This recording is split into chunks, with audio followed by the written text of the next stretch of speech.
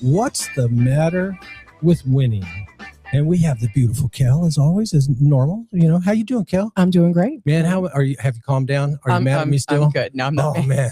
I was imagining you in the moment, just like there was WTF or something going on in your mind when you were standing outside. And you're just like, there. Adrian called me. She's like, "What are you doing there?" I'm like, waiting for Grady. No. She's like, "He's at the radio station." I'm like, "He didn't tell me that." And that's where I lost it. I told her, and for some reason disconnected, thinking I told you. And so I am so sorry. That's okay. It's a good thing it's in close proximity. I was going to say it's a block away. Yeah. One of these times when we're in Tahoe, I owe you a Wet Woody.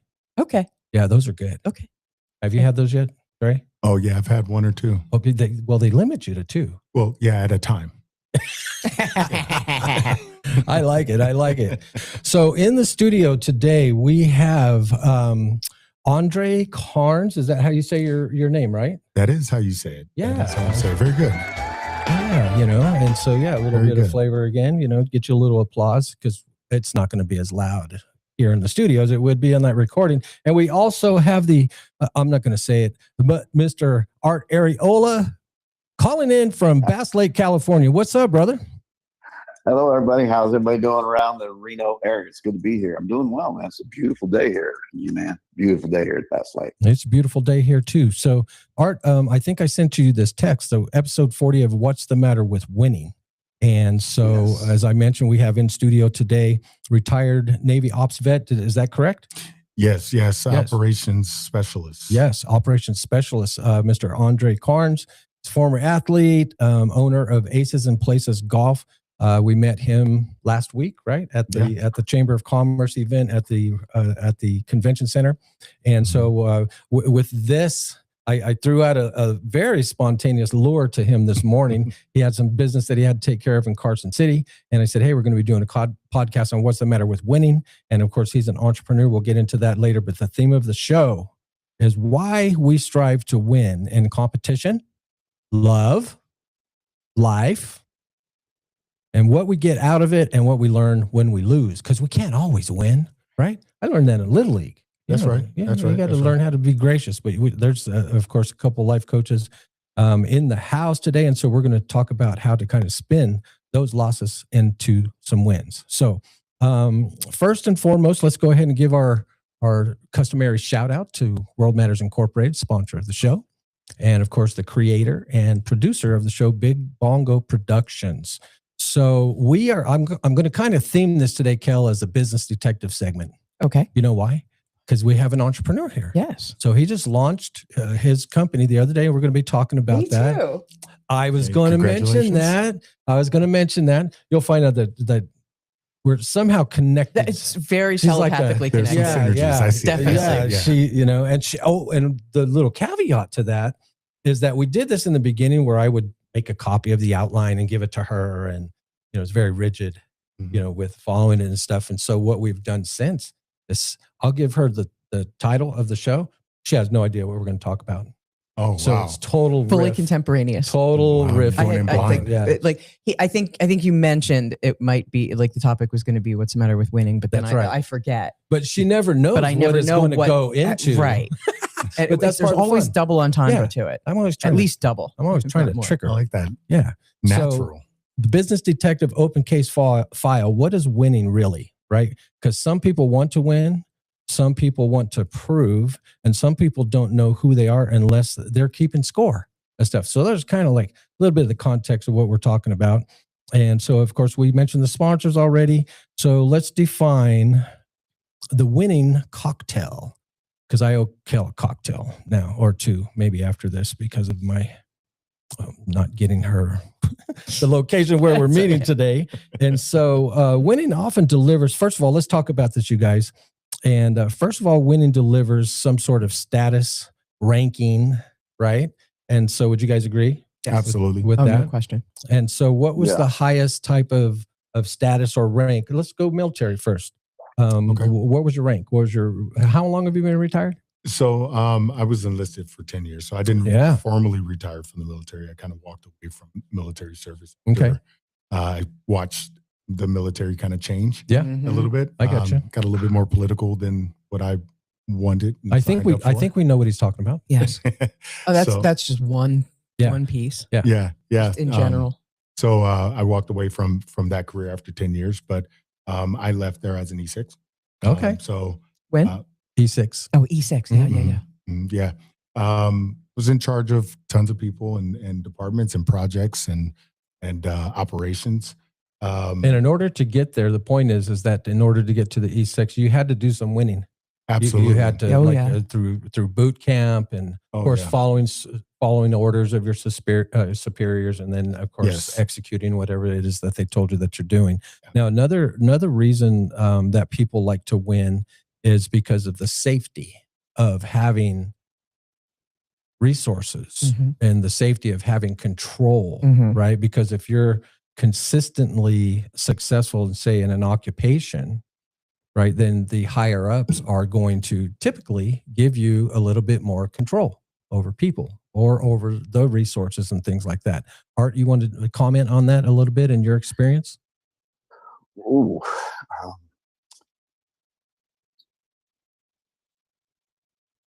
Great. Oh, I thought I was on mute there for a second. No worries. I'm sorry. Restate the question real quick. Winning often delivers. We talked about having status and rank in different situations, but also Yes. winning delivers the safety. It could be a job situation where you now, because of the winning that you've been doing, you have access to resources, or you're put in areas of responsibility of other people, which gives you control. That's a great point. And I think it ultimately has far more to do with that than any type of sports situations. Because competitive, I mean, if we think of the earlier times, you had to kind of compete to win, to hunt, bring home a meal, and survive. So I believe that it's ingrained innately in us to want to win. But again, losing, oh boy, we're going to get into that, I'm sure, too. There's so much to learn about it. Oh, yeah. But before I go any further, Mr. Andre, I'd like to thank you so much for your service to our country. Yes. Oh, thanks, Art. Appreciate I'm right that. there with you. I love it. Now also, I have 5 bullet points. So number 3 here, winning often delivers identity, right? Like I always mention, Art and I, 10 years old, we used to play little league. This guy had a mean curveball. He's like, why are you always bringing that up? And I just, because it was no joke. But identity of being, I'm a winner. So when we're developing our self-esteem, our self-image, certainly when we're growing up, I want you guys to comment in general, take about 30 seconds each, comment how important winning is as you're growing up, when you're developing your self-image, and say between the ages of 8 to 14 years old. Andre, you go first. Yeah, I can tap in on that. I think winning ultimately, as Americans, is our culture. At a very young age, it's always important to reinforce that action of trying something, especially as kids, by winning, right? Like, kids love to win. They love to be praised for it. And I think that's very important, just having that competition in life, because it prepares a child at that early on to face adversity. The way I grew up, it was, we didn't lose in our house. Those L's were learning lessons. We learned what we could from those losses, and we found a way to win. I love it. Now I want to save Kel for the last, and that's 100% point on. So Art, what about you? Like, how important is winning in your experience and knowledge of when you're developing that self-esteem as a young person? How important is it to win, or at least be taught, that if you do fail, get back up, dust yourself off, and go after it again?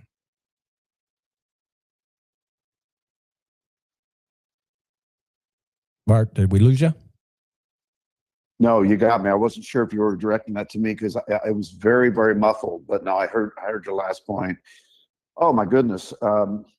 Grady, winning teaches us a lot about ourselves, as well as our neighbors, that learn a lot about us, our character traits, how we handle success. Is it going to be ego? Is it humility? I mean, there's so much to it. But the other thing is that it opens doors for opportunity. It reveals a lot of artistic qualities as well, and obviously it's a very attractive trait to become a winner. There's affirmation, and again, the doors are open to represent not only yourself but your tribe, your community, your school, your college, your team, your organization. That's beautiful. That's beautiful. Kel, real quick. Now, our reference, of course, as you know, is sports, and Kel's not a big sports person, even though, like, you know, the Eagles and some football and stuff. So she kind of splashes in it every once in a while. I'm not in her into life. sports in general, but I like a couple in particular. But pertaining to winning, okay. So where was your first taste? There has to be something that developed this fantastic self-esteem that you have, because you're a confident, strong woman, right? And so. So still Lots of getting knocked down. right. And so, but how important is, again, what we're talking about there? And so instead of sports, what was your experience or your take on how important some sort of positive winning experiences It's are critical when you're a young person developing? It's absolutely critical. Mm-hmm. I mean, it's critical because if you don't, you have no incentive to try.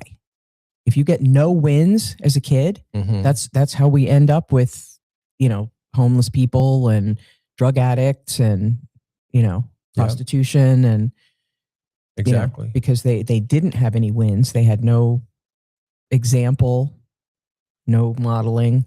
So we're all on the same page there, right? Absolutely. And Art, you hit on my next bullet point, because what happens if you win, if you're a winner all the time, then you still gravitate towards a certain type of tribe, whether it's the jocks or you know, just being more accepted into the ethos Everybody loves of a like winner. right. And so versus the opposite side of that, like you mentioned, if you don't have any wins or if you're always losing, then the same type of thing, you're still going to look for a tribe. But typically, again, because of peer pressure, you're going to find you're hanging out with the smokers or the people that were drinking and stuff like that. And again, we grew up in the same area, so we've seen this. We've been a part of it as being peer pressured, and then to be part of the tribe and accepting things. Eventually we're kind of peer pressuring other people too. You know, so it's an interesting dynamic. Again, what we're talking about, folks, today is what's the matter with winning. And again, on both sides of the coin, as we normally do. Now, the last thing, again, it's almost pun intended, Kel. So this last bullet point that I have here is winning often delivers dopamine. Yeah. You get the, quote, rush. See what I did there? So talk about that. So again, Andre, start with you first. What kind of a rush? I mean, we could tell war stories all day long, right? Oh, yeah. But I can only imagine, because in sports sometimes, you know what I mean, not inappropriately, but you could understand why, because it's a motivation thing. But in sports, as you know, there's always this little parallel with the military without being a trained killer. Oh yeah. Right. Yeah. Absolutely. And so there's rigid stuff, there's training, there's be on time. If you don't do this, you're going to have to run laps or do push-ups and all these different, you know, kind of, you know, negative reinforcements. Yeah. Consequences. But that being said, let's talk about the dopamine. Mm-hmm. What kind of experience do you have in that? And I want you to contrast the dopamine that you got playing sports versus the dopamine that you got in theater. Wow. Wow. Because there has to be an obvious difference. Yeah. Yeah. But there has to be some similarity too. There is some similarities. And taking that example and applying it in I guess civilian world would be like sales, right? Okay. You close a big sale.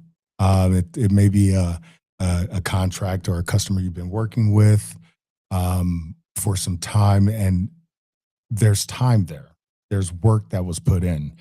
That dopamine release is that gratification of knowing that the work that was put in to get to that moment where you're able to close that deal, where you're able to finish that contract or finish the operation. It's it's like no other, and you go chasing that, and you get accustomed to what that feels like, and it really does, to your point earlier, affect that tribe that you keep around you, because you want to win, so you keep other winners around you, and that feeling that you have just can't be replaced by anything. And sometimes a lot of athletes, a lot of people that are built like you and myself will chase that, and it may come in challenges of starting a new business. It may come in challenges of helping somebody else. But that win, no matter what it is, it's very recognizable. Yeah, and that dopamine also those are pretty positive directions, seeking the dopamine. But again, I can only imagine, but when you have those high stakes that military personnel do sometimes, and then you try to replace that, most things are going to come short. Right. Right. And or I should say many things are going to come short. And so not just the positive aspects, because we're going to talk about some of the positive aspects that you're doing with your work, but this is where sometimes looking for that dopamine, this is where sometimes they do go down that slippery slope. And whether it's abuse of drugs or alcohol, or even we had an episode on cheaters, one time there's dopamine rushes when, oh man, I hope I don't get caught. Right. Oh, wow. Type of thing. Like, right. But I mean, it's truth. I mean, it's, so anyway, so those 5 things: winning often delivers status, safety, identity, belonging, and dopamine rushes and things like that. So the talking point that we want to talk about is the danger when winning. Okay. It actually becomes your worth. Sure. I think right. that becomes your identity. That's anti-healthy. Your value. Yeah, right? Absolutely. Yeah. And so, because sometimes that also coincides it's an addiction. with, it can be an addiction. yeah, we're winning at all costs. You know what I mean? It's kind of synonymous with like, look at you're our corporate you're an society. asshole, right? Yeah. And so we have enough assholes out there. We don't want any more. And so what I want to do at this point is let's go ahead and introduce Andre's story. Okay. So now you grew up, as you mentioned, in Southern California. Yes. And which sports did you play again? I played 3 major sports: basketball, baseball, football. So the big 3. The big three, the big 4. Yeah, hockey's in there too, but on the West Coast, it's like, I stayed pretty active with sports. Really leaned into football. What position did you play? I was a receiver. Whoa, I was a that's receiver, why yeah. you asked me. See, this guy is an example why the scholarships were very limited coming out of high school, because they look at somebody like this and say, "Oh, this little 5'9" guy." So Yeah. wide receiver. I was so a good. wide out. Yep, Mhm. yep. I was a wide out. Loved sports. Played sports from the time I was 7 all the way through high school. Okay. Played dual sports in high school. I would leave practice and go to another practice. So I stayed pretty active with sports. So I'm very familiar with the locker room looks like, and playing with the try hard guys who probably didn't get a whole lot of playing time, but they were extremely reliable. So I'm very familiar with the team dynamic sense. Absolutely. Now, after high school, did you continue playing, or did you go into the military? Tell us about that little juncture. Yeah. No, I didn't continue on playing sports. I actually went into the Navy shortly after graduating high school. I wanted to get out of my situation and kind of see the world, and the Navy offered that to me. So I shipped off to Great Lakes, finished in Great Lakes, got my first orders to Dam Neck, Virginia. Was in Dam Neck, Virginia for about 1.5 years with my operations specialist training out there, and then took orders to San Diego. Finished up the rest of my career in San Diego. Been to 37 different countries, Wow. 3 different commands. The last command I was on was the LHD-6 Bonhomme Richard, which is now sitting in the bottom of San Diego Bay, which is odd because I helped single-handedly with my shipmates from keeping that ship afloat. Yeah. Yeah, Oh, and now Oh, it's my. now it's at the bottom of San Diego Bay. But Rest in peace to Bomb Richard. All my sailors who sailed with me on that ship, my golden seabacks and my shellbacks out there. So, yeah, got out of the military, decided to work for myself. I started a fitness company called Bodyfly with another fellow sailor. Now, where are of mine. you living here when this is happening? I was living in San Diego when I Okay, started that company. okay. And it actually brought me here to Reno. I did my first run of manufacturing in Sparks. What year was this? This was in 2015, 2016. So the first time you were ever Reno is 2015? Yeah. Oh, man. Yeah. Yeah. And I actually went into production over at Trip Plastics. Oh, yeah. With Warren Tripp. And So you know yeah, Earl then? yeah. They actually helped build my first prototypes for the Bodyfly and did my first production run. Yeah, and I actually sold my shares of that company to my partners and then jumped into corporate America after. And I did logistics for the better part of 8-9 years and then started Aces in Places. I love it. Now that's next on my notes here. So Aces in Places. So anybody that wants to check it out. So acesinplaces.golf. So is the name of the company Aces in Places Golf? acesinplaces.golf. Right. That's a website. Aces in Places is the name of the company. Yes. Oh, so Aces in Places. Okay. Mhm. So acesinplaces.golf is the website. So you guys go check that out. And so this is, of course, a veteran-led mobile sports simulation in the Reno Lake Tahoe area. And so they primarily, and again, it seems like we're going to be talking about some stuff maybe over the next couple of weeks, helping him identify some things. But the corporate, he's going to be working with the corporate team building, military events, golf training. We're going to have him on the Military Matters show and podcast here pretty soon. But I would imagine it kind of like any kind of party, any kind of like recreational type of thing. We're going to go see if we can get him parked in front of the team building events, River Fest coming up. Yeah, birthdays, weddings, bar mitzvahs. So it's like a mobile, It's golf, a mobile. Yeah. mobile virtual golf. He's got a big trailer Yeah. and the little portable tents. So it's like depending on how big the event is, So now I know Kel again. So Kel can basically golf, but we've had our things with golf after playing competitive sports. Art's involved with it right now. It's taken over his life. No, I'm just kidding. But tell us about the moment that you realized golf became your quote new mission after military and athletics. So tell us about that moment, that crystallizing moment. Absolutely. I didn't really know golf was this impactful on my life until I slowed down enough to really take a look at my life. I struggle with some things that I go to the VA for that they tend to try to Band-Aid with medications and stuff like that. They don't work. I'm just going to say that right now. I've never been one as an athlete, right? I've never been one to take a bunch of pills and try to find those quick fixes to kind of Band-Aid certain things. So what I was doing was daily, I would go out to the driving range and I'd take my clubs after work and I'd go and decompress and just hit balls. I'd put my headphones in and I'd hit balls. And I did that for a solid 1.5 to almost 2 years of just going out there, kind of self-teaching myself how to swing a club and really turn the mind off. And it took me making some really life-looking, self-reflecting moments to understand that it was golf that was actually helping me. What part, how did it help you? Well, when I put a golf club in my hand, there's nothing else that I think about.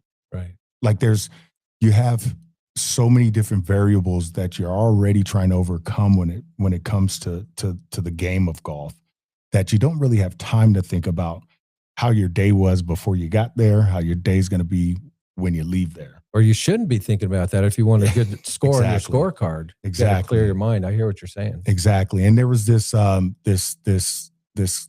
competition and fire within myself to get better at it. And anytime you want to get better at something, you really have to focus and you have to understand that, okay, if I'm holding the club this way, this is the effect that I get. Okay, what am I doing differently that, that allowed that ball to take flight and carry that many yards? How did it hook? What was I doing differently? So it really keeps you engaged in that Science, aspect. physics, Oh yeah, all of that. all the stuff, all the sciences. I mean, the game is built around numbers. Now, it's interesting as I'm listening to you. It seems like you came full circle from where you were at one point in athletics before you go into the military.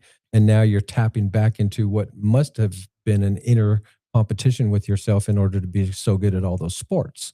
So now it Absolutely. was golf again. And so you were reconnecting with that love of competition. Yes, And winning.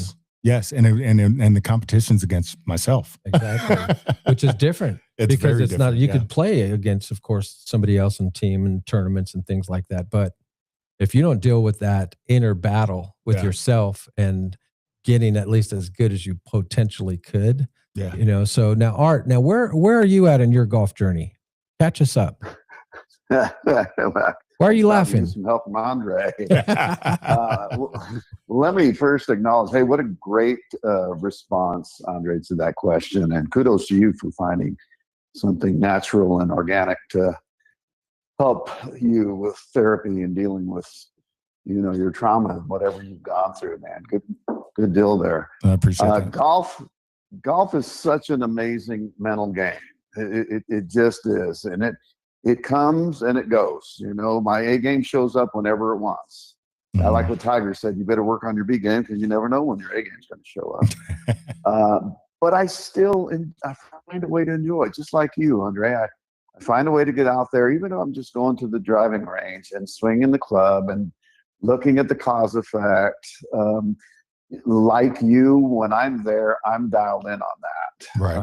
And if I can't be, then I get out of there because you're not going to affect your golf game without being very, very intentionally and mentally. Right. But yeah, it is a great game. And when you figure some things out that you can rely on and take out to the golf course under pressure and make it happen, that's a big win right there. Huge. How's I that, love it. I love it. man? So, Kel, how many rounds of golf have you played? Real golf? Yeah. None. I've never played real golf. I played miniature golf, which Okay. I despise. And you despise that. I tried real golf once. We were the first hole. I swung once. Uh-huh. I hurt myself and lost the club. I said, fuck this. Oh, I will yeah. never do this again. Yeah, you had It's a the negative stupidest thing ever. You had a negative experience. Hideously negative. You had a negative experience. What's But- funny is I think everybody has had those same thoughts playing golf. yeah. At Oh, some yeah. point in time. It's like Robin Williams said, the reason that they didn't call golf fuck is because the word was already taken. It was already taken. So hey, Kel, Art, this is Dre's first time on the show. I don't know whether we should be introducing Laughing Crickets to him, but I mean, we got to do what we got to do. So, Dre, so what this is, we just kind of sometimes we talk about serious shit, so just to kind of lighten up the mood, a little bit, so Laughing Crickets, we started doing this, and Kel is doing what she normally does.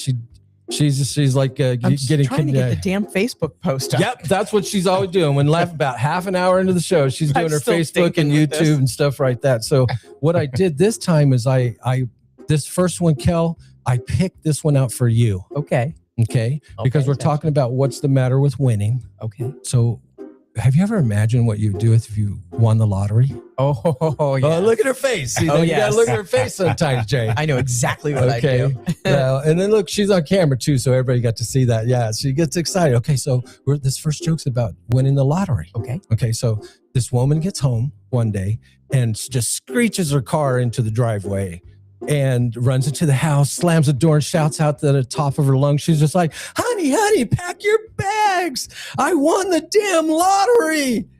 And he says, oh my God, no shit. What should I pack? Like beach stuff? Mountain stuff? And his wife yells back, "It doesn't matter. Just get the fuck out." I knew she would like that for some reason. I don't know. Great. Oh man. So woo. Okay. All right. Second one. That's great. Okay. Now this man playing golf. This man's playing golf, and of course, and he'd never played the golf course before. And we are talking about, the Silver Oaks that Dre just got through playing, right? So he'd never played this golf course before. And so he's by himself, and he at one point lost track of which hole he was on, right? So he looks around and he sees this woman on the next hole, and it turns out that, she goes up to him on the next hole and says, "Hey, which hole am I on?" And she goes, "Well, this is the 7th, and you're a hole behind. So you're on the 6th hole." And then he says, "Hey, thank you. And so he returns to playing golf. And so it turns out, Kel, that this guy thought she was pretty hot, right? Okay. So he's a little bit smitten by this lady on the golf course, right? Yeah. And so he decides to talk to her again after a few more holes that he played. And so he goes up to her and says, like, "Hey, I'm sorry to ask again, but could you tell me what hole I'm on again right now?" And then she just smiles. She's a nice lady. And so she goes, "This is the 13th hole I'm on. So you're a hole behind. And so you're on number 12. And so he thanks her, and then he invites her to lunch. And she accepts, right? And so after the round's over, they're at the table getting to know each other and everything. And the man asks her, "So what do you do for work?" And she's like, she blushes and she's like, "You have to promise not to laugh." And she says, "No, I'm not going to laugh." And then so she reveals, "I manage a tampon factory." And so the guy immediately falls out of his chair laughing. And she's like, "You promised." And then, she's all embarrassed, and he gets up and he explains it. He goes, No, it's not that. It's just, I work in a toilet paper factory, so I'm still a hole behind. Wow. Wow. Now, good That's thing they don't pretty work bad. at the same company. That's pretty bad. He'd get called into worked for HR. Right. Oh my gosh. Still a hole behind. Oh, Bart, are you goodness. doing okay after that my one? Goodness. I'm a bit behind. Well, now I couldn't resist the golf references for the jokes. Okay, so one more, Cal. Yes. And again, I apologize, but this one again, normally he's still thinking about it. A little bit long, but again, so this woman joins a country club, and she hears these guys talking about their golf round. She says, "I used to play on a women's college golf team, and I was pretty good. So do you guys mind if I join you next week?" And nobody. I don't know if you've ever played with women golfers, but yeah, but no one wants to say yes, but they're on the spot. So they go, "Okay, well, we start at 6:30 a.m. And they figured that the early tee time is going to discourage her. And she's like, "Oh no, that sounds cool." She says, I may be 15 minutes late." And their eyes roll, but they're like, "Okay, whatever." So she's there at 6:30 though, on time. Sharp, beats all of them in an eye-opening 2 under par round, Dre. Wow. 2 under par. And so, and she's a lot of fun and real pleasant. So the guys actually are really impressed with her, right? And so they congratulate her and invite her back the next week after they didn't want her to play. So she smiled and said, I'll be there at 6:30 or 6:45. Next week shows up again. She's 6:30 sharp. She ain't late. And only this time she plays left-handed. 3 guys are tripping out. They're incredulous because she beats them this time even par, playing with her offhand. And they're just totally amazed. They can't figure her out. But she's pleasant and she's gracious. And so they invite her back again. But each man harbors this burning desire inside to beat her because they want to win. Tell me that wouldn't be the truth. Okay. I've lost to a woman golfing one time on the last round. She made a 5-footer, right? I know what it feels like. But I was impressed, right? So anyway, 3rd week, she's 15 minutes late. Now this pisses the guys off. That irritates them. So, and this week she's playing right-handed, but this time she just narrowly beats them. She just barely beats them. And they pretty much are grumbling, "Hey man, you know what? I think you're late your lateness kind of affected things, and you're charming and complimentary, but she's just like, I don't know what to say, guys. So, but hey, let's have a couple of beers in the clubhouse. And finally, one man asked her, "How do you decide which way you're going to play golf, right-handed or left-handed? How do you know what are you going to do that day?" And she's like, she starts blushing, and she says, it's all because of my dad. When he taught me to play golf, I learned that I was ambidextrous at a very early age, Cal. And so that's why I like to switch back and forth. And then when I got married out of college, I discovered that my husband always sleeps in the nude. And then from then on, I developed this silly little habit. Right before I leave in the morning to play golf, I pull the covers off of him. And if his little willy points to the right, I play right-handed. And if it points to the left, I golf left-handed. And then the guys think this is hysterical, right? And they're like astonished and everything. So one of the guys eventually says, "Well, what if it's pointing straight up?" And then she says, "Well, then that's when I'm going to be 15 minutes late." Amen. That's cute. All right. Those are cute. Oh my gosh, we finally get through that. That's a lot of work. Very So good. the very challenge is I have to come up with something that pertains to the subject of the show. good. Okay. Very good. So, Very good. So Well thanks, played. Dre. Thanks, Dre. Well played. All right, so let's get back to the main matter now. So competition, right? Winning, losing, pressure, and identity. So let's talk to Dre about the competitor mindset, right? So I try to ask these thought-provoking questions, just so you know. I try. And so in your experience, what's the difference between a healthy competitive drive and then that win-at-all-cost toxic scoreboard identity that people have? Mm. You know anybody like that? Don't mention names. Yeah, no, I do. Actually, Do you really? there's a few faces that just popped into my head. Interesting. There you go. Interesting. No, there's definitely a difference between that toxic needing to win all the time personality trait. Donald Trump. It's in a lot of athletes, right? Big time.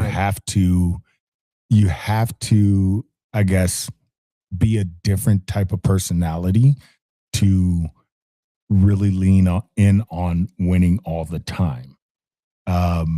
I feel like losing comes hand in hand with winning, and it's important. It's important. It's very important. It's important. I think that when you have that toxic trait of wanting to win all the time, I think that's very telling of people's character.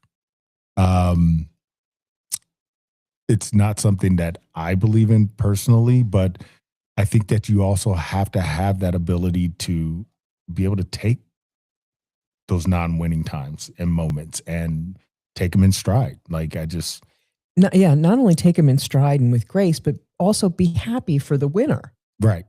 Right. Can right. you guys talk to every single parent that has kids in youth sports? Please? Right. Please. Right. Yeah. Seriously. That'd be good. Well, that's a really good point. That's a really good point. Like, because that's where it starts. Absolutely. It starts with the parental ego and the kid having to perform to please the parents. Yeah.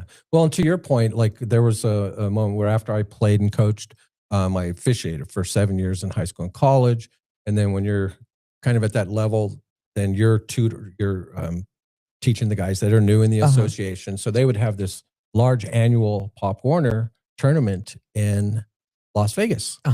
And so again, this is stuff that I don't even work this type of stuff anymore, but I went down there to have fun for a few days, hang out with, the guys in the association and stuff.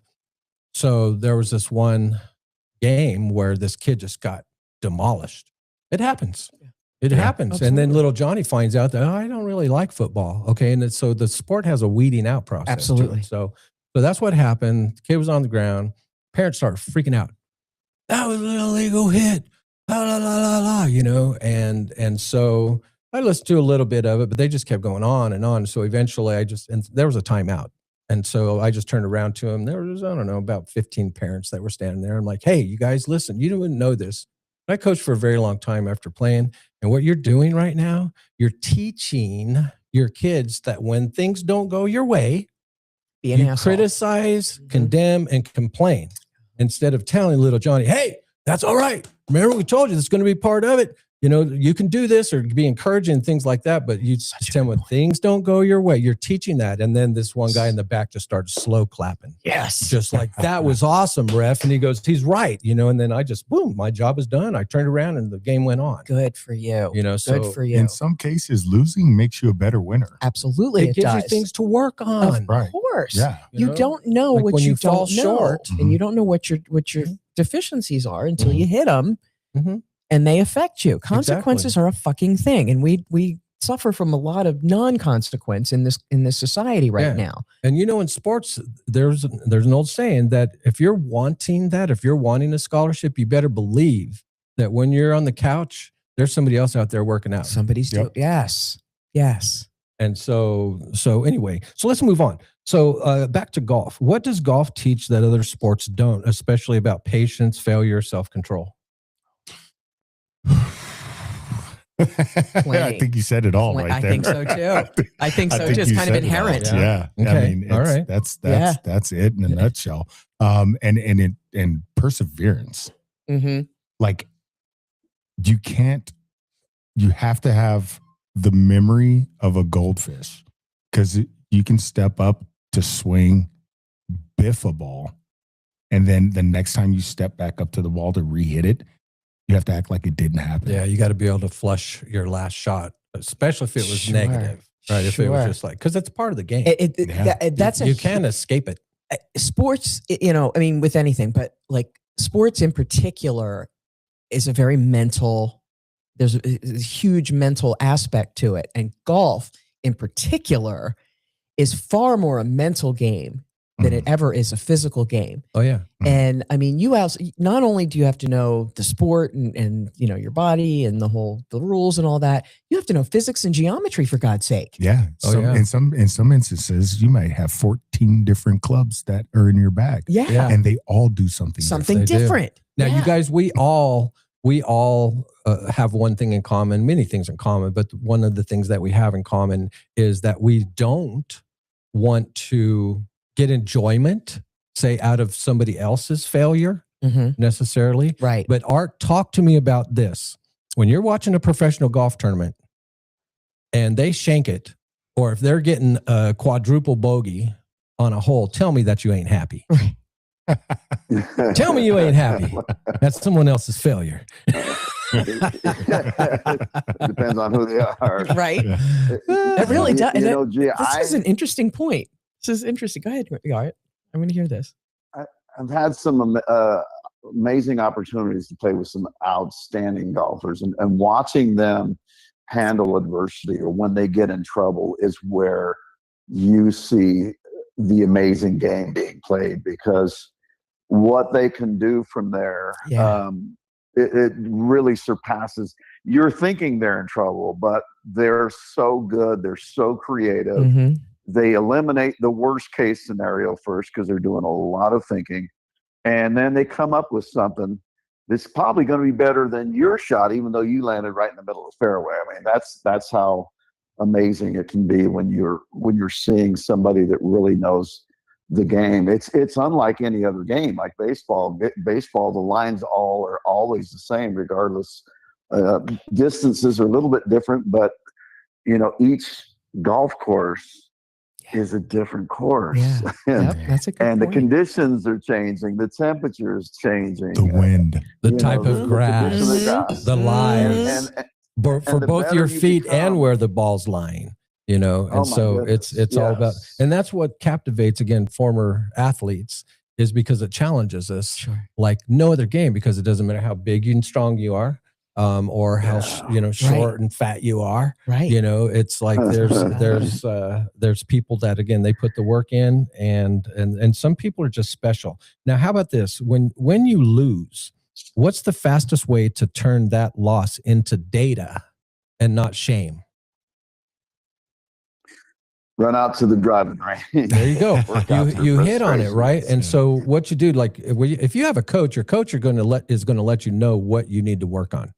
That's their job. And if they don't, then unfortunately they may not care enough about you as a player, to spend the time, or maybe they've kind of lost interest in coaching you because you're never on time to practice or something like that, right? So, and again, all coaches are not made the same, but I digress. And so the data part, especially about golf, and this is where I was telling you, Dre, about this book, The 10 Mental Keys to Golf, is this sports psychologist transition, I guess, from Olympic athletes into specifically with golf. So he's worked with, again, just everybody. And so his basic thing was keeping track. There's 4 things, of course. You got your fairways and regulation, greens and regulation, how many ups and downs that you have, and then putts. Those 4 things, keep track of them. General rule is always spend twice as much time on your chipping and putting than you do on your irons and your drivers, right? But keeping track of those statistics let you know where to focus your time when you are on the driving range. Obviously, if you're, say, 32 putts around is not good, Right. right? Right. But 26, that's pretty good. So if you got 26 putts and then your score is still, say, higher than it should be, okay, what else happened? Okay, I shanked 2 putts, or I hit it in the water here, whatever. And then, so anyway, it's a breakdown thing. That's how the point is when you lose. Fastest way, especially with golf, is to turn your losses into that data. Yeah. So you get something out of it even on a bad day. Absolutely. Yeah, it's a good Now, open-ended question. What's the most dangerous lie that athletes tell themselves about winning? That it's the only thing. I like it. Because I've definitely heard that. It's the most important Not thing. everything. It's not Win- it. It's winning not is the most everything. important thing. It's the only thing. Yeah. Winning is everything. Yeah. I've never agreed with that. I'm not terribly competitive Mm-hmm. unless you hook me into it. Mm-hmm. You know Like what I mean? what? Bingo? It's not so much bingo, but like I don't like, I want everybody to win. You know what I mean? I'm that type. Yeah.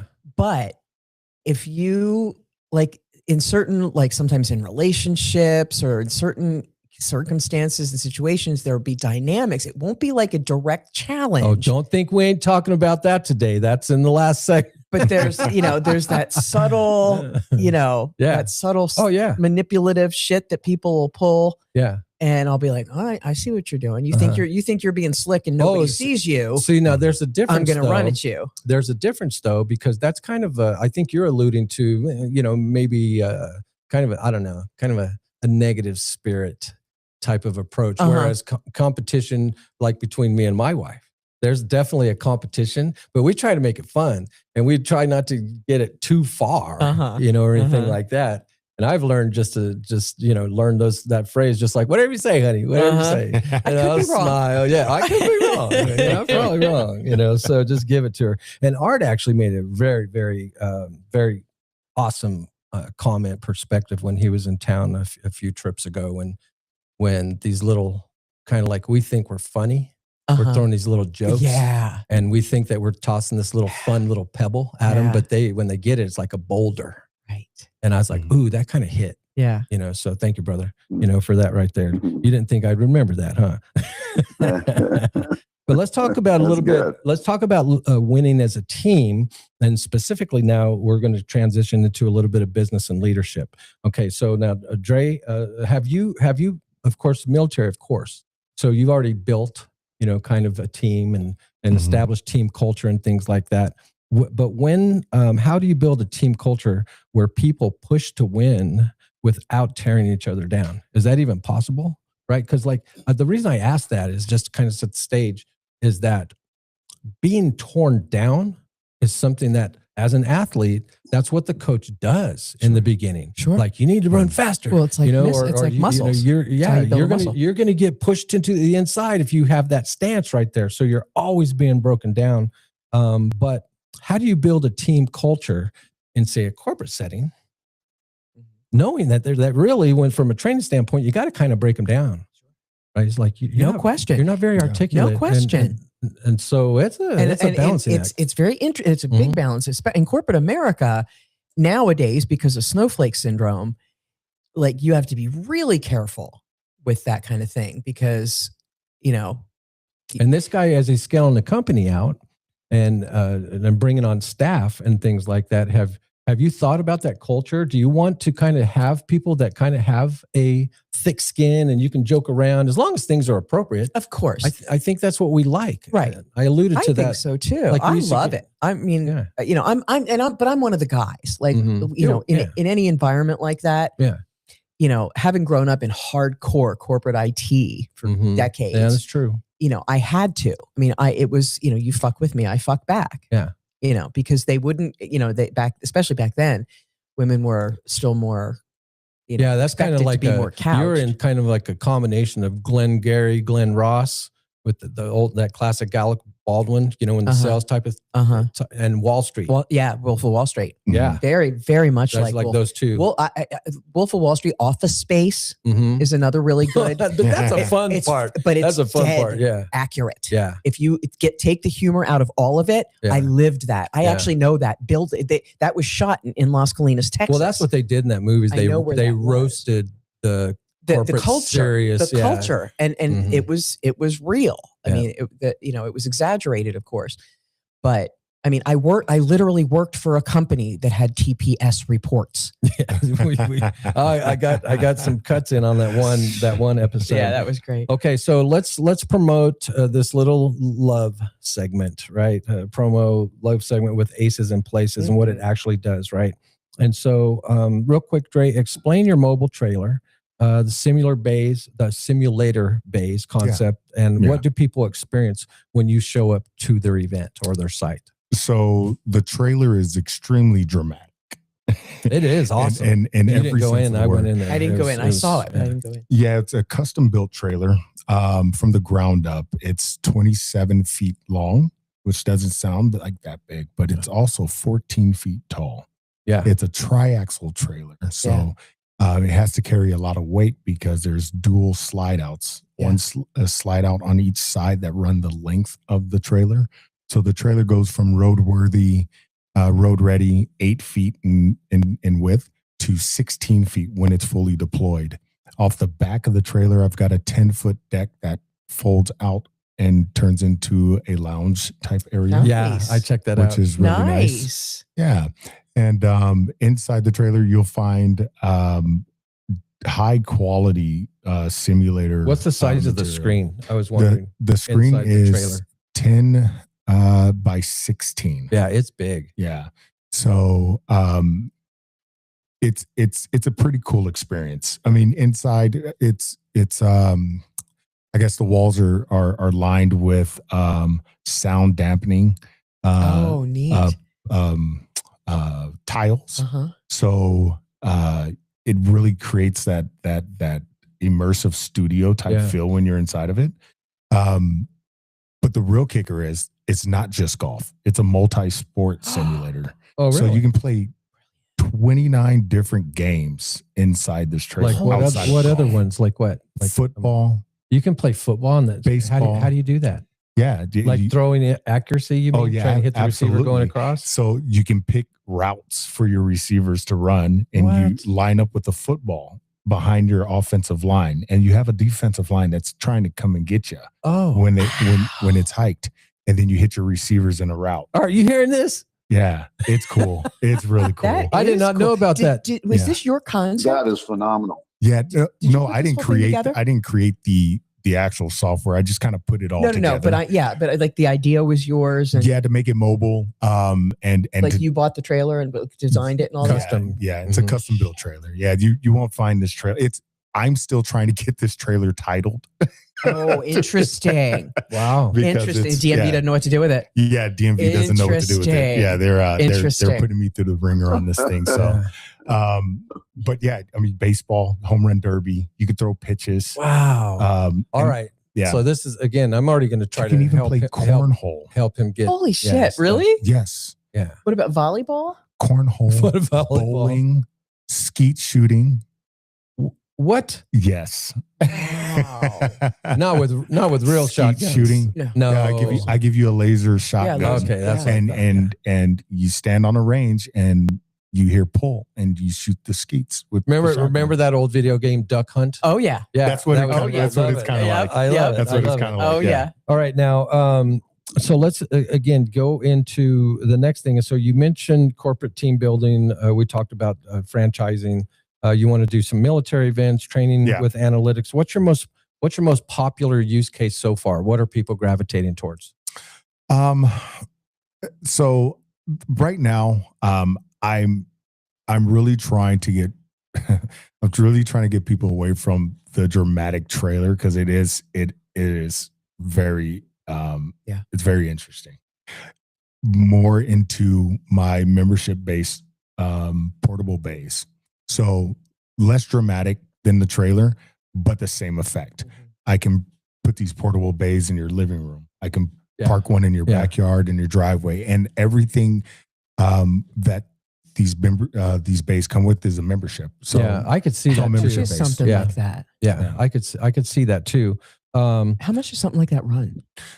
So I have different tiers of membership. $1 million. How much is like a session on the trailer? Like if you're, say you're at like, Hot August Nights. Hot August Nights, if somebody were to pay me to come out to do an event like that, I have half day, full day rentals that are standard. Okay. So it's not, you don't like go to like an event and park there and then charge people a session fee to come play it. Not yet. Somebody has to contract you Like a to per be di- at the event and pay you. You're talking like a per diem thing, like you're saying, just like as a walk-in. Like if I was a food truck or Right, something, yeah, and, right. and people will Right. just Yeah. cruise up and say, "Hey, I want to Yeah. play," and then is that what you mean? Yeah. Yeah. Like you'd set it up like like the old Midway with the games that they used to have, the old analog type stuff. But so it would be, I'm thinking something like that. Where you How go, many golf courses are on the software? Right now I've got about 1,200 golf courses. 1,200. What's some of the more famous golf courses that are on there? Oh, everybody wants to play 7 on Pebble Beach. Yeah. Everybody wants to play that one. That's the little par Yeah. 3 downhill, Yeah, 100 downhill. yards. Yeah. With the crazy side winds that come. Exactly. Everybody wants to play that one for some Right. reason. Yeah. Interesting. Okay. Yeah. Now, have you played in person? Have you played Edgewood yet? Edgewood, no, actually, my Oh. buddy's 42nd birthday is coming up, and in September, and we're actually getting on Edgewood's Good. I mean, you'll list right love it. now. Yeah. yeah, And so if for you're the first time. a bogey golfer, don't get mad. Don't get mad because I know that you want to break 100. But that's one of those days where if you break 100, you're going to be happy. Oh yeah, You'll be happy. It's an amazing piece of property. Okay, so lightning round here, Kel. So I'm gonna let's see. Winning is this smart or stupid, right? And I'll ask you different. So the first two is going to be Dre and Art. Okay, because you don't have a reference. I'm not discriminating. Well, maybe not. Okay. But in sports, smart or stupid, Dre? Playing through injury. stupid. Art, what do you think? Depends on the injury, though. That's Really true. does.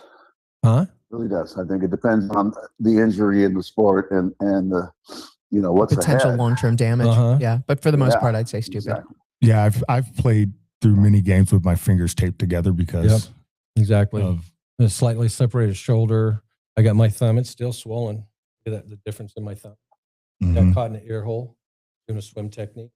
Oh yeah, Yeah. yeah. That. He knows what I'm talking about. Oh yeah. I think if you're playing through injury, it also says something about the athlete as well, because I've been in situations where it's like I don't feel well today, and I can sit out, or I can show up for my teammates. Yeah.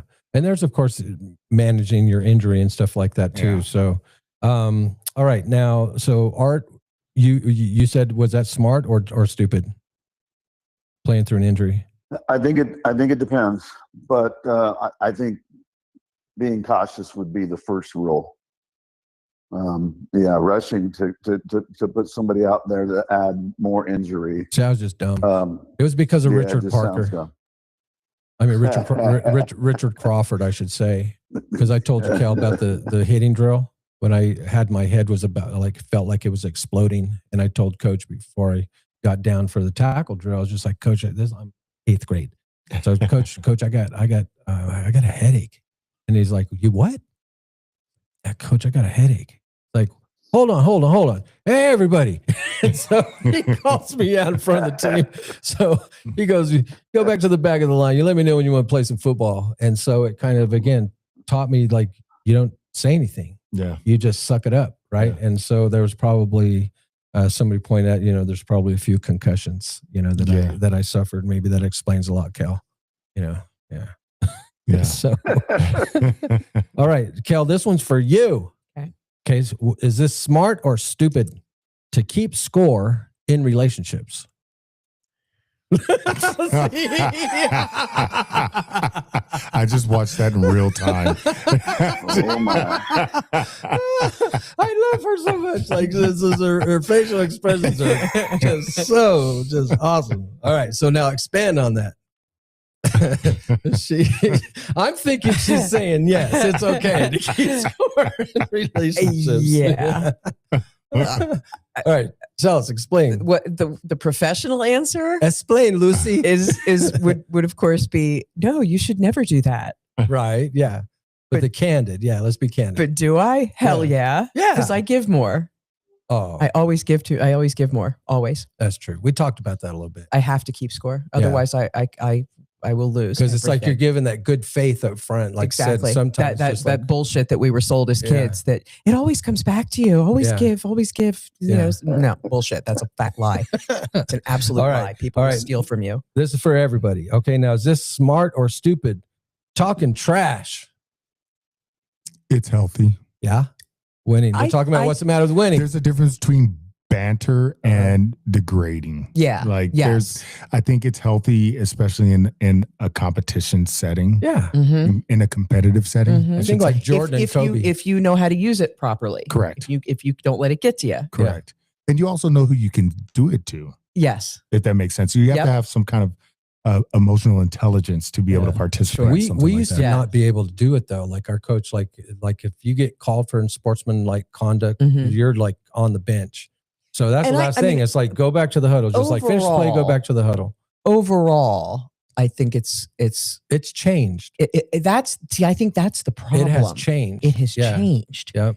And now what happens is you get the pylon effect. Mm-hmm. It isn't just one dude going, hey, batter, hey, but batter. I think the thing is, as long as like one starts and the rest of the team, you get that collective energy. Yeah. And I think like, again, at a high level, I can only imagine that you kind of, again, would trash talk, first of all, because it's allowed. Second, if you could do anything to get into your opponent's head, and as long as you're having fun and you're not just doing something stupid, like there are some things that will get you a flag if you say the wrong things, even in the NFL. But I don't know. I think it's smart. Do a little trash talking. What do you think, Art? Do you ever talk? You ever talk smack? It wasn't my strong trait. It's not my personality. But you're absolutely right. It can give you an edge if you're great at it. If you're Larry Bird and great at it, and then can back it up. Mm-hmm. It makes a big difference because guys are still talking about the stuff that he would do. But it's something that you got to be good at and then back it up. Otherwise, it can really backfire on you. Yeah, and you can develop a reputation too that's not necessarily very positive, where that trait becomes the predominant identification as compared to your game. Exactly, and they, of course, as you know, Larry Bird, what a great example of a trash talker, and the guys that he would be doing this to marveled at what he did after he would talk that trash. He would match or exceed what it was. He would tell them, I'm going to do this. And so anyway, lots of great Larry Bird stories. Okay, next one. I like listening to Shaq and Charles Barkley talk. Those guys are great. Oh, my God. Oh yeah. Chuck, it's like barbecue chicken, Chuck. That's good.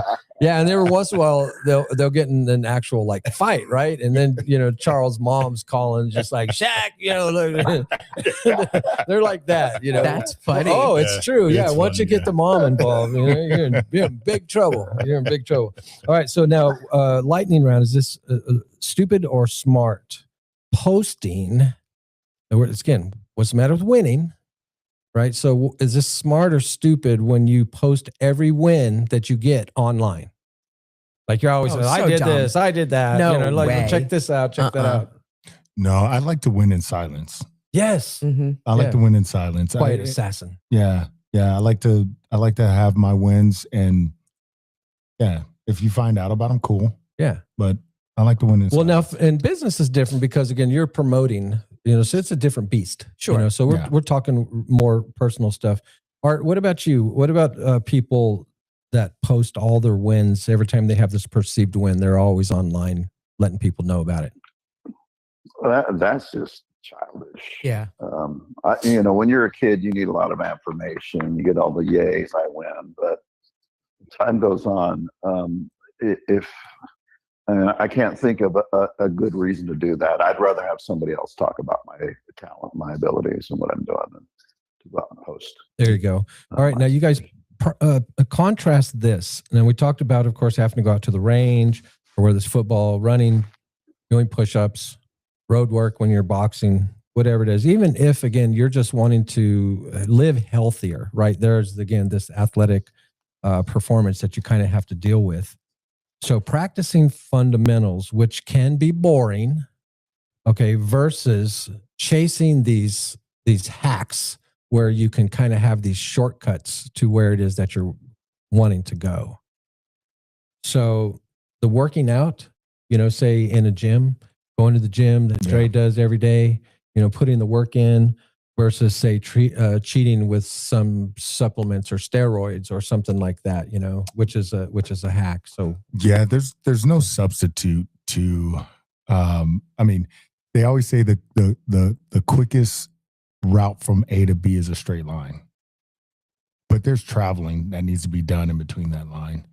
And I think that is what you're doing it for. Like I'm terrible at golf, but I get up and I'm at the range at 7 a.m.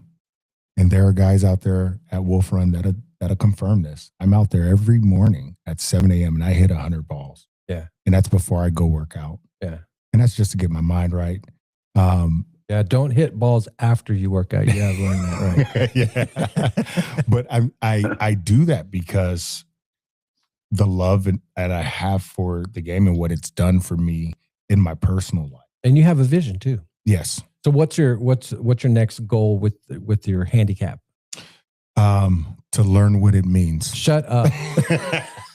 That's an inside joke there. I'll tell you guys about that. It was funny. It was funny. All right. Now, lightning round, smart or stupid. This is the last one. When people say second place is for the first loser, what do you think about that? No, I disagree with that. It's funny though, but It's I true. agree. I mean, technically, yeah, it's true, but yeah, it's kind of like, again, a funny phrase where there's many references to that, and what Talladega Nights is one, of course. Yeah. And I like to think of it as like a Game 7 World Series.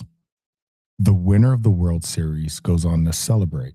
But that team that they played all the way to Game 7, that was a really good team. oh yeah, A really good team. Yeah. They beat everybody else, but they didn't win the World they Series. say that's the hardest thing is to make it right to the chip. There's some people that say I'd rather lose in the playoffs or not make the playoffs than to make it there right on the doorstep. And play 7 games. Yeah, And then that's lose. a hard thing to swallow. Oh my God. But still, you have to find a way to really understand that however many teams there are in the league, there are a lot of other teams that would love to be there. Yeah, right. To be on just that have the stage. chance, Yeah. right? You can't win it if you're not in it. Yeah, exactly. And so again, second place. Some Go ahead, Art. losses are better than many wins. It's kind of like that par that you scrambled to make.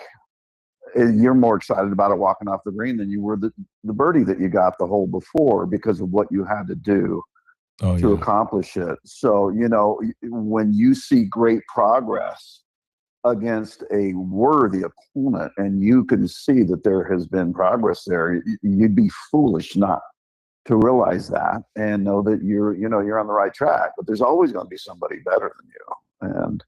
And that's the measurement. But it's how you define the loss. I mean, if you knew you just didn't show up and didn't participate, that's just a loss that you can't really take. But ethics are so important. I would rather lose with ethics and integrity anytime, and walk away knowing I did my best than to win by cheating. That's just it's just a lot.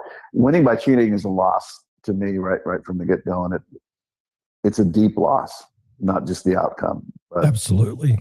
Yeah, not just how you feel, but your reputation. And of course, it gives you this false sense of security in many ways, because one of these days you're either going to get caught or, they're going to make some rule to, stop you from doing that. So quick sponsor spot here. This is, I set this aside, I have a little love for Andre to taking the time coming down here and telling us about his company. So how do people get in touch with Aces in Places?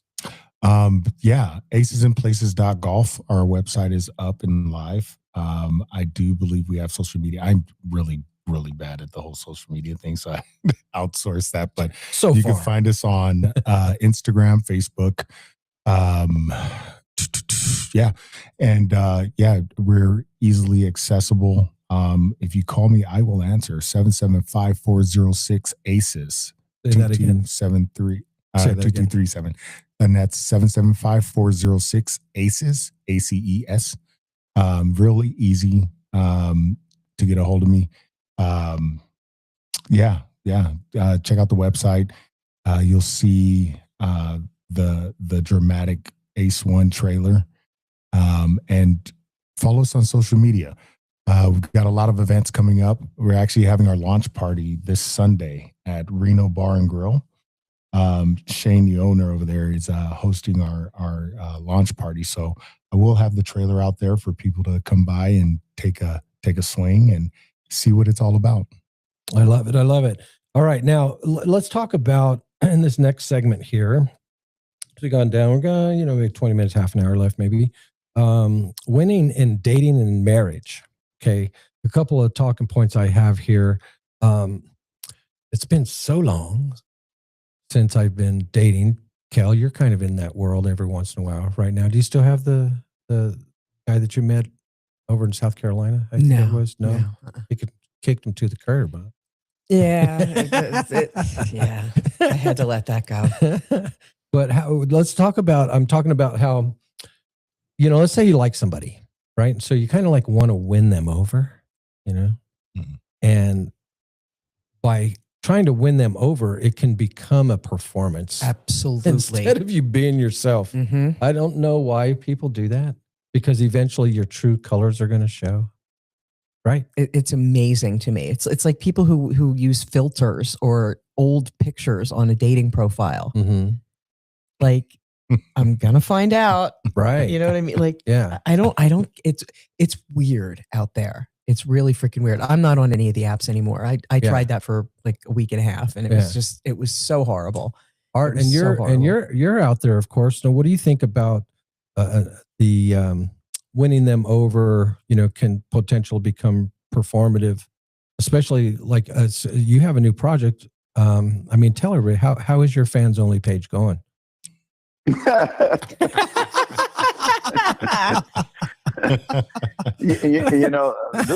is a really good question, because I think healthy competitive ways can really bring out the best in a relationship, but unhealthy, when I feel like the gal that I'm dating feels like she needs to compete with me, that's a turnoff for me. Right.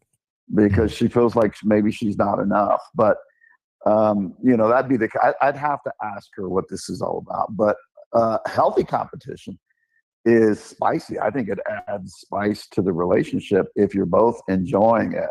Now, if only one is enjoying it, then that's probably not going to work. Yeah. Exactly. Let's talk about how long-term winning in a relationship equals when both people win.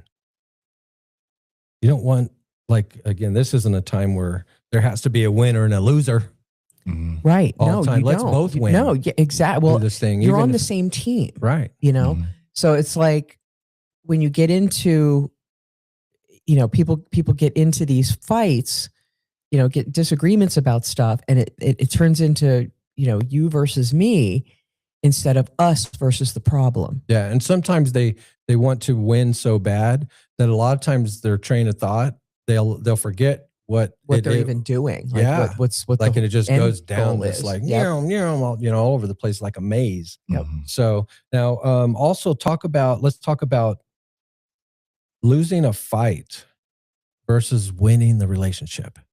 Right. Mhm. So again, we originally got this framed as winning them over. And so again, I think that's probably one of the best things that I've learned is it's again a phrase, a catchphrase of pick your battles, Oh Mhm. yeah. Mhm. Yeah. right? Yeah. Don't sweat the small stuff, and Yeah. everything's small stuff. Yeah. And it's kind of like I think a deal that I've made is just like, for the most part, yeah, I'm just going to concede, because for the most part, most everything's not a big deal. Yeah. Whatever you want, honey. And then, but if there is a time where I kind of put my proverbial foot down and I'm making a point, it's just like, at least pay more attention to that, because I'm always not sweating the small stuff. Yeah. And so, not saying that you automatically have to just concede or default, but it would be nice. Right. And I, you can get too into, being the bigger person, or and all of a sudden you're just kind of sloughing everything off and letting everything ride, and then all of a sudden people are walking all the hell over you. Right. I don't Yeah. do that anymore either. Yeah. I used to do And that that could all happen. the time. That could happen if you don't watch out. Mhm. So now, have you ever seen, any of you guys, have you ever seen someone win the person and then lose themselves? Oh, I think that's in a lot of many relationships. times. Oh, that's Ooh. very common. Right. Yeah. Very common. Because they Mhm. want that win. They want to win that person over. And then They all want of a sudden, something about that person Yeah. that they're so it's like the attached classic to. thing where your Mhm. homies are like finally getting to see you after 6 months and they're just like, you've changed, man. Mhm, Is that mhm. Cheech and Chong? Yeah. Something like that. Yeah, no, that's a big issue. That happens very, very It's- often. Yeah, I think it's very tough to like maintain and keep who you are as a person when you go into a relationship. Yeah. Have you been married? I was married. Yes, You have been married? before, Okay. yeah. So you have a point of reference. Yeah. What does winning look like in a winning marriage? Winning look like in a healthy marriage, related to trust, repair, consistency, right? Because of course, trust, you got to be able to trust somebody. So that's a no brainer. But again, when these situations come where you just want to win that argument, or you want to win that point of view, right? Which guilty Mm-hmm. right here, right? Yeah. And so, but then afterwards, and Art, I think you're going to like this. So maybe you can comment on this. How important after that, like, game that you and your significant other just got through, and whoever won, how important is it that you guys have a process to repair? Critical. Talk about that, Art. That has to be a forethought, especially if you're competitive by nature. But I like win-win scenarios. I always have, and I think in most cases they're very, very possible. That's my optimistic thinking. But you mentioned this a little while ago about seeing somebody who lost themselves by winning the person. I've seen myself do that Me too. a few times. So like Kel, I'm far more attentive to me and my processes and what I'm doing now Mhm. than them. But yeah, I mean, while you're dating, you got to know whether she's extremely competitive and how she handles wins and losses, and then how you will do that. If you're both in love, then how do you incorporate that? Because love should be enough.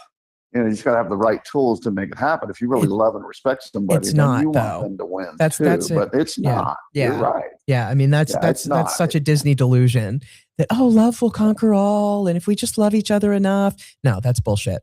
It's work. It's Yeah. absolute work. It's absolute It's work. work. And it all starts out in the beginning, and it's all fantasy, and you're still in the honeymoon thing and the possibilities. And as soon as you solidify it, if you're not conscious of the fact that it's a different game now, like if you take it from just casual dating and hanging out and doing your thing to a solid committed relationship, that's different than what you just came from. And I think people get this idea that they can have this fun all the time, and we're always having a good time and going out and this and that and the other, and then they get into the day-to-day life, and they forget to date each other. Yeah. You get caught up in the minutia of dealing with everything, and then you're taking it out on each other because, you're all that's there. And, you take on things together that you haven't planned for necessarily, kids, pets, cars, big expenses, that kind of thing, that at the time, in the moment, you're like, oh, and then reality hits, and, people haven't thought it through. Like I'm constantly amazed when I see that just the stupid shit people do in relationships out of sheer delusion. And this like, what were you thinking? And this is all to say, everybody listening to the show, that if there's anybody out there that's thinking about getting married, what Kel is basically saying is, don't do it. I'll do that again. There you go. There you go. Watch out, you better be scared. No, it's there's no guarantees in life.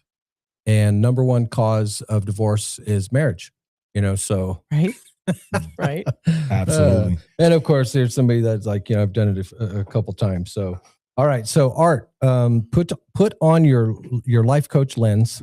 Why do people chase wins or winning? Is it for status, safety, or validation? I think all the above. Mm-hmm. All the above. Okay. All the above. I think there's stages that we go through where that is a priority. Most of us do, but for some, it becomes their addiction. Now, this one's a little bit deeper. What does losing expose? Ego, insecurity, or identity gaps?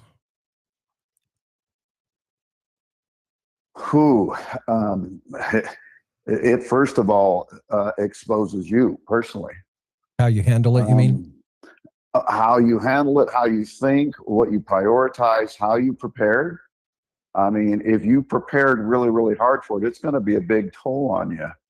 But then you have to ask yourself, how am I going to rebound?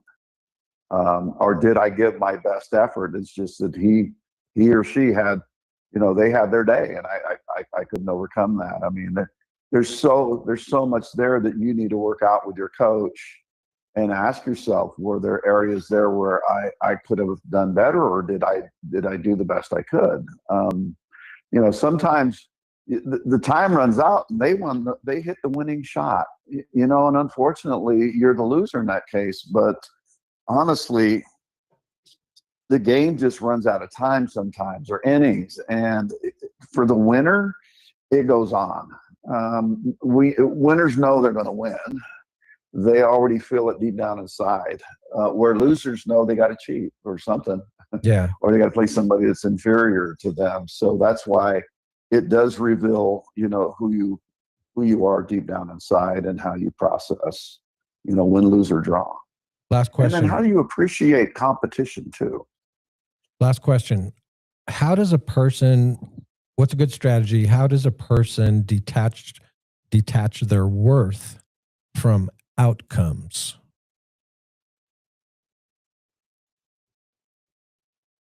So it's like the book that I recommended to Andre. In there, it says, don't focus on the outcome, focus on mastering the process. Mm-hmm.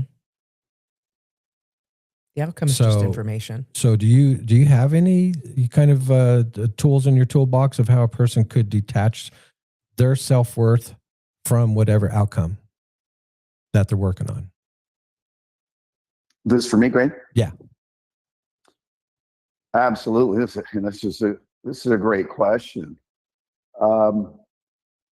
Look, sports, the outcome is supposed to be trivial.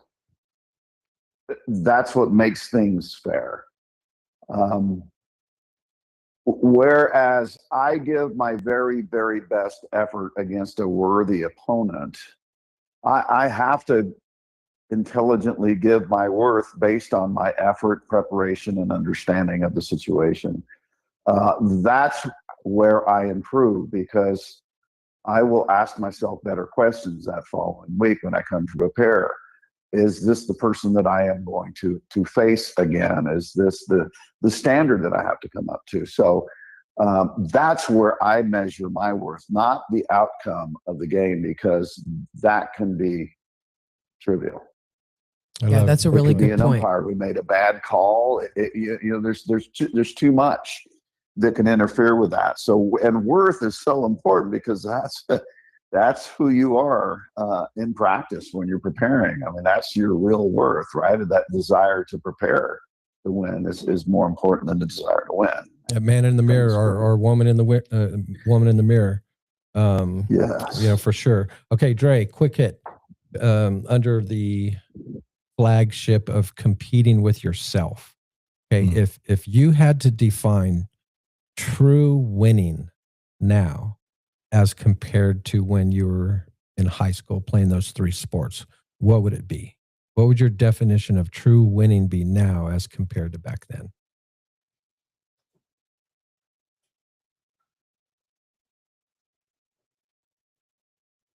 I think winning back then, just it was so simple, right? Now as an adult looking back, but it was so important when I was younger. Winning to me is getting out of bed in the morning. Right. Like having another day where I can go and do the things that I want to do and influence the people around me and help and provide and all those silly, selfless things. That's winning to me. That's what I define it as. You're saying today. Great point. Getting another 24 hours That's important to give and do. I love that. Can you think of one moment where you lost and later it proved to be a win? Oh yeah. Oh, Yeah. hell yeah. Yeah. And like relationships or like just Whatever. Isn't that the first thing that comes to your mind for me too? Yeah. Oh yeah. Yeah. Yeah. I mean, all those losses brought me here today to this point right here, right now. I think that losses are, they're, I think I mentioned this earlier, they're learning experiences. And you have to learn from them, whether or not you had any control over those losses or not. You have to take something from that. And I think there's value there. I can think of several losses that I've had in my time. I've had a car repoed from me when I was young, a car that I didn't need to buy, that I had no business buying. I was very young. I didn't need that car, but it definitely taught me something, right? It taught me a life lesson very early on. It made you feel good temporarily. Yeah. And it fed your ego. Oh yeah. Right. Yeah. And was very and then we had an episode on copycats. So in some way you were probably copying the success of others or trying to emulate it, before you're ready. Oh yeah. Or maybe had earned it. Yeah. Just, living outside of my means, Yep. And we've probably all done that. Oh yeah. Yeah. Oh, But those are lessons, right? Absolutely. I don't wish that on anybody to ever have to go through that type of loss, but there's definitely a nugget there that I learned very early on before I was 20 years old of what not to do. I love it. All right. So let's go. We're going to have about 10 minutes here, guys. They're going to chase us out of here. So there are some things that I am going to skip over today. We're not going to do what's the verdict. So we normally do that. because I want to highlight in the next 5 minutes what Andre's long-term goal is, and it's very philanthropic in that he just doesn't want to have this golf entrepreneurship and go out and golf courses, just things like that. But he has something past that where he wants to offer and be part of a program with our veterans. Now you support the veterans, right? 100%. Right, 100%, right? Very much so. And so take about 3 minutes here, Dre, real quick. Talk about your veteran roadmap that you shared with me in the VA program that you want to turn this into. Yeah. Gosh, guys, I wish I had a little bit more time to tell you my journey and path. Military Matters. You will be on that show. Okay. So what we miss here, yeah, we'll get you made up. It's such a daunting task to be an entrepreneur and start a business. Period. Oh yeah. Full stop. There are resources out there that are dedicated and allocated to veterans to help them start a business, but they're terrible. I'm still waiting to hear back from my VR&E counselor that I signed up for in September of last year. I still haven't met them. They were supposed to help me start this business. So going through the processes, I've learned that these resources, yes, they are out there for veterans, but it's very hard to start a business. I've gone through all of the necessary steps to have my business certified as a VOSB business through the SBA. I'm SDVOSB certified through the SBA. And through Aces in Places' licensing program, veterans won't have to go through that process. So how I'm going to be serving the veterans in my community. Golf has helped me out a lot. I can't express this enough. I'm going to make golf accessible to more veterans by setting up my portable bays at the VA for them to utilize. Beautiful. I'm gifting membership to Aces in Places to the VA here in Reno. I will be setting up bays at the VA once to twice a month, depending on how often they allow me to do that. But the veterans will be able to access golf at the VA free of charge.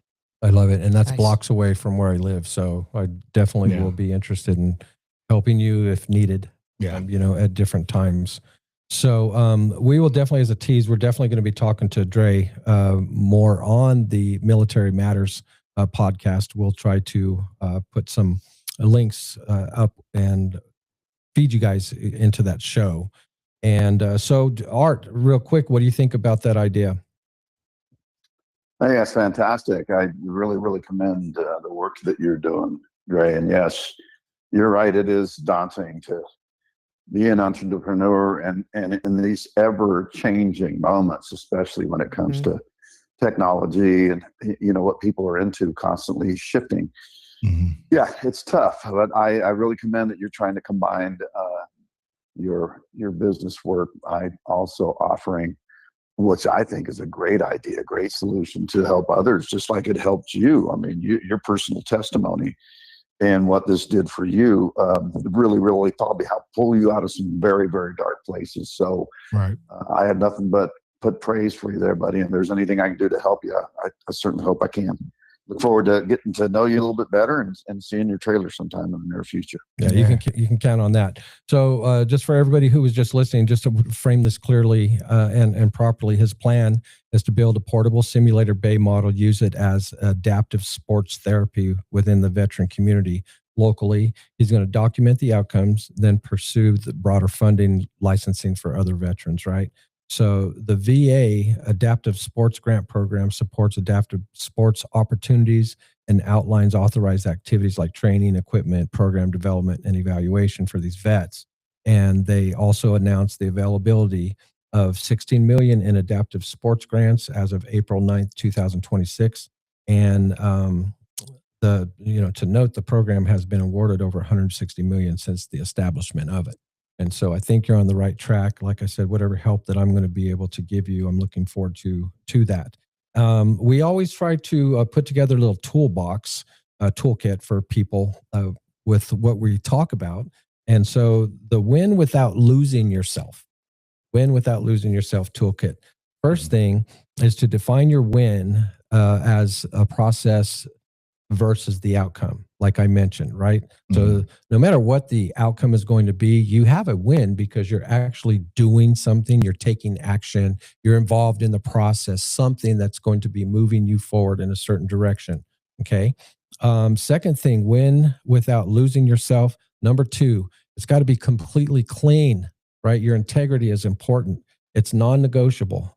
Don't be getting involved with anything shady or something like that's going to tarnish your reputation or hurt people. Win without losing yourself toolkit. Number three, lose like a pro, right? If things don't go your way, you get disappointed, like ask for feedback. Hey man, would you mind letting me know where did I go wrong? Where did I go wrong? Where can I improve? Where did I lose you? Type of thing. Not some sort of identity collapse, which again, it happens, to us where you kind of forget, and we're human, and when we have these triggers, sometimes, we falter, but again, always learning. Last thing, win without losing yourself toolkit. Number four, win with humility. It's like remember the Underdog cartoon? Yeah. Just like Sweet Polly Purebred. I want to be humble and lovable. Yeah, my parents drilled that in me. You'd be like Underdog. And I was like, dang, I am an underdog. So let's go ahead and wrap this up. Art, final thoughts. You go first.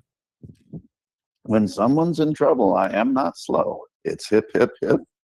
And away I go. That's Underdog. Final thoughts. Man, this has been a great, great discussion. It's great to have this panel. It's really, really made me think, because being, a very competitive person in the past, all these things come back to mind. I'm not nearly as competitive as I used to be, G, because it interferes with my peace. So now I don't mind going down and watching guys shoot pool or, even right along the cart, but I do love to golf. But I don't need to win to validate where I'm at, because I've worked so hard to be where I'm at. And I'd rather be doing something more philanthropic. Help me. Thank you. As Dre is talking about, that makes me feel better because other people are winning. I was a champion wrestler, and then I was champion on baseball teams. And I'll tell you what, I enjoyed those championships with teams because you help other people win too. And a winner always makes the people around them better as well. So there's just so much more to this. We'll have to do a follow-up on these topics because I love it. Absolutely. Kel, what's your final thoughts? On today's show. I feel the same way Art does. I don't feel the need to, get into competitions or prove myself with a win. I like to win. But I'm not, I'm not looking for contests. I'm not looking for competition. Right. I'm like Art said, I'm win or no deal. Yeah. Is kind of my, I want everybody to win. And it doesn't have to be competition and winning against somebody else. You could, this could be within yourself. I compete with myself all the time. That's my main competitor. And I think that's very healthy. Yeah, I do too. Dre, what do you think? What are your final thoughts, bud? I love celebrating everybody else's wins. I like celebrating people in general. I think that, I like to win. Yes. It's not important. It's not the number one thing that drives me. Like I said, when I win, I like to take my W's in silence and move on to the next thing. So I think this was very constructive. It was recalibrating to hear all of this and everybody's opinions. So I appreciate you, G-Man. I really do. Not a problem. My pleasure, man. It was super, super nice meeting you too. So, well, all right. What'd I just do? Turn myself off. It's hard to turn myself off. I'm always turning myself on. All right. But thank you for listening to episode 48 of What's the Matter podcast show. Today we tackle winning. Why are we chasing competition, love, and life? What we really get out of it.